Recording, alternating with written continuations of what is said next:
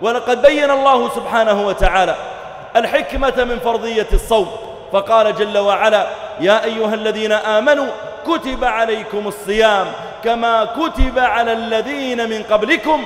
ثم قال تعالى: لعلكم ماذا؟ تجوعون، تعطشون، لأموالكم توفرون، بآلام الفقراء تحسون.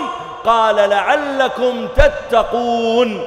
إذن الصوم لا يتعامل مع البطن، ولا يتعامل مع الفم، ولا يتعامل مع اليد، ولا مع المال. الصوم إنما يتعامل مع قلبك.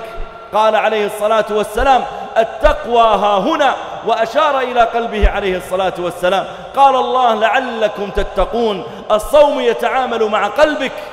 خل الذنوب صغيرها وكبيرها، ذاك التقى. واصنع كماش فوق أرض الشوك يحذر ما يرى، لا تحقرن صغيرة إن الجبال من الحصى. التقوى هي الخوف من الجليل، والعمل بالتنزيل، والرضا بالقليل، والاستعداد ليوم الرحيل. سأل رجل سفيان الثوري: ما هي التقوى؟ فقال له: هل مشيت في طريق فيه شوك؟ قال: نعم. قال: فماذا فعلت؟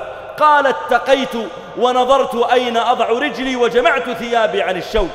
قال: فهذه هي التقوى، أن تسير بنور من الله على تقوى من الله، ترجو ثواب الله وتخاف عقاب الله. أن تسير في الحياة وأنت تتقي أن تعصي الله تعالى أو أن تقع في مخالفة شرعية.